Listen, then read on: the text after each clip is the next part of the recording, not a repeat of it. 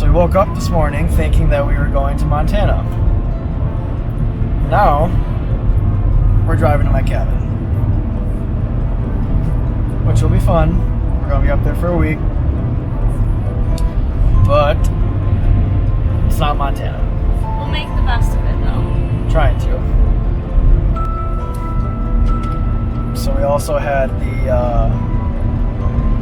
Jason Aldean concert canceled because of the coronavirus. But whose concert did we go to the night before that, tomorrow? Chelsea Gutlers. And how was it? We love her. Even Christian, he says he doesn't, but then you hear him behind you and he's singing along a little bit. What are you most looking forward to doing this trip? I'm just looking forward to spending time with you. No, I'm not done yet. We are so busy, and I think it will be really nice to just take a week away from the rest of the world and go outside and just kind of relax.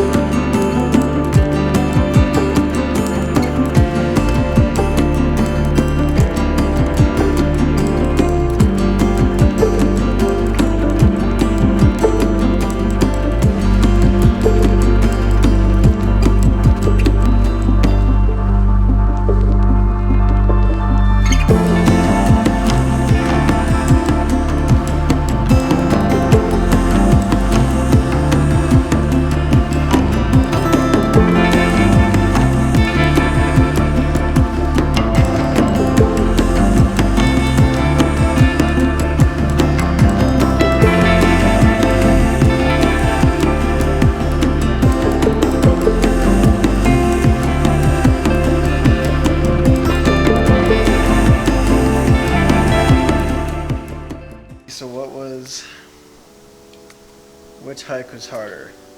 The Pictured Rocks hike or the Hogsback hike?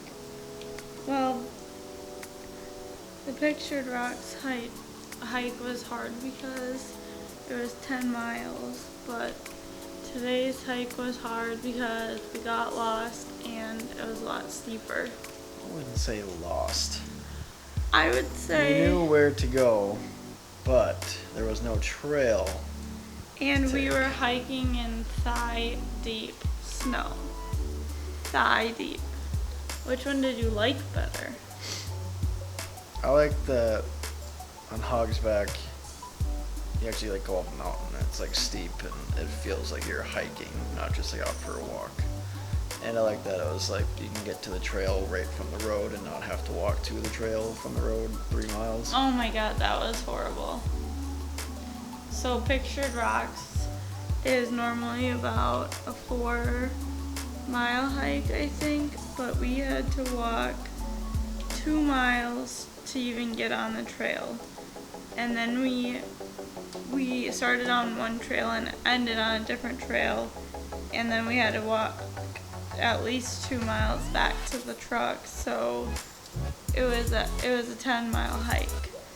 But Hogsback, you get right on the trail, which is nice. You can drive up to it and everything, and you go up an actual mountain. And it was fine going up because I feel like it's easier, but going down, you're like, how am I gonna do this? Yeah, it was a little slippery.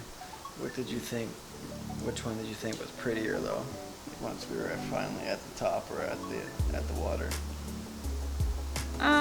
Honestly, Pictured Rocks. I agree.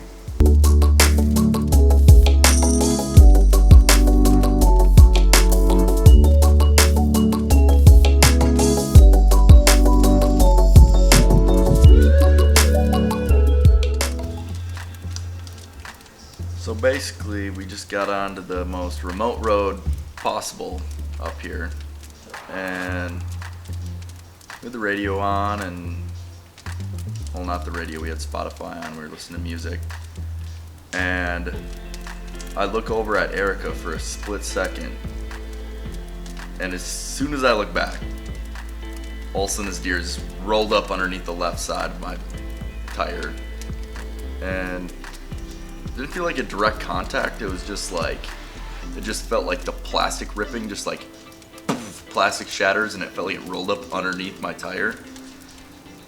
And it came darting out. I had no time, like it wasn't like just standing in the road. We had narrow road, woods right on top of the side of the road. It came shooting out, super quick, did not see it at all.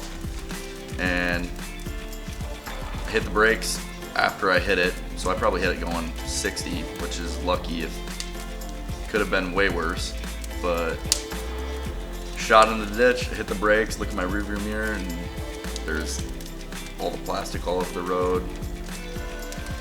So I called my dad, asked him what to do, took videos of the car, rolled back and just reversed back to the spot. And I thought for sure that I was gonna have to pull my bow out and shoot the deer, but I mean, luckily it died on the spot, because I hit the back legs and I'm like, there's no way I killed this thing. Like, I'm definitely gonna have to put it down, because we were in a remote spot. But yeah, luckily it didn't catch any of my quarter panels or like my hood, so it was all plastic. But yeah, that's basically it. So, today the boys went outside and they were doing boy stuff, shooting the bow and doing things that me and Amara had no interest in. So I looked at Amara and I said, maybe we should go out there and throw some snowballs at them. So we were like, how are we gonna do this? So we had to plot a little bit. So the boys were in the front. So we went out back and we had to sneak down the stairs, but they were like within view, so we had to be really quiet.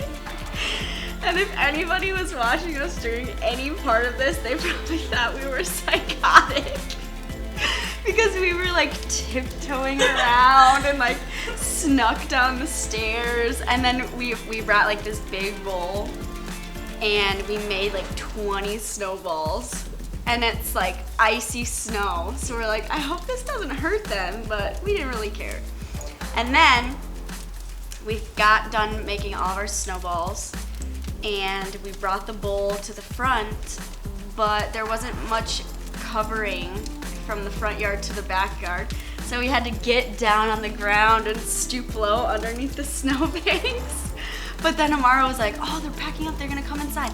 So we stayed by the entry of the doorway and we just paused there and waited for them to come up to the steps. But Amara was like, don't hit Christian because he has his camera. So Christian went in first and I waited for him to open the door, and they didn't like see us or say anything or hear us. And then I jumped out and threw the first snowball at Caleb, and he jumped like so high because he thought I was an animal coming to attack him, and then we had a snowball fight. The end.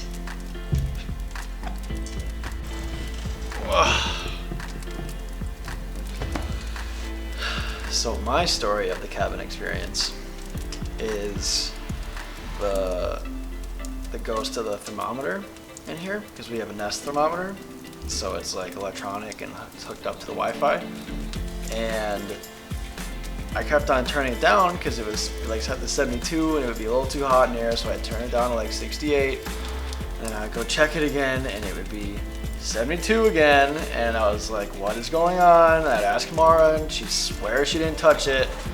I'm like, all right, something's weird in here, and then I would change it again and it would be set to something totally different later. Like I would change it to 70 and then it would be set to 67 the next time I checked it. And she'd say, I swear I didn't touch it.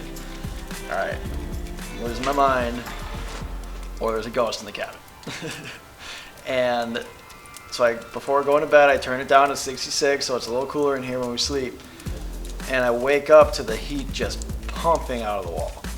And I'm like, what is going on? And we checked the thermometer and it's set to 72 again. And this was while we were sleeping. So I'm like, okay, she's definitely not messing with me. Like, what is going on? And then she was like, maybe it's haunted in here. Maybe it's a ghost. And then I didn't sleep for like an hour.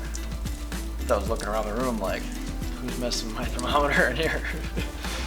And so the next morning I looked at it a little bit more, and there's a schedule on it. But for like the most random times a day, it is set to change to these particular temperatures, which I think is inadvertently done by my mother, probably on accident. Because it's like, who wants it to be 67 degrees in here at like 3 p.m.? Like, why? Like, what's the reasoning behind that? But then at 5, it's 72. Like, you need that 5-degree difference, a 2-hour difference. We found out that it's not haunted in the cabin.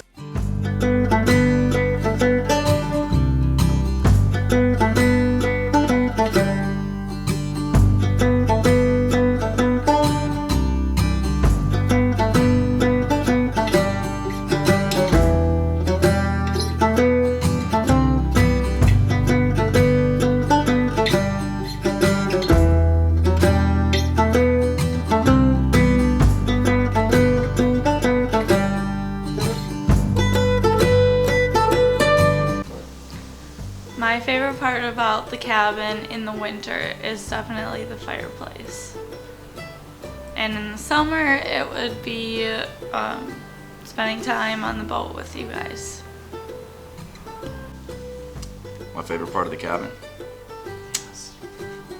I would say my favorite part of the cabin is the atmosphere, because it brings me back to the good old days when me and you were up here, and this is like honestly the best part of it all. And you can dirt bike, you can go surfing. Never dirt biked before I came up here, or dirt biked in the woods. So it was fun going trail riding, it was fun going surfing, and I don't know, you just don't really worry about anything because you kind of forget about everything. So it's just nice and relaxing to be up here.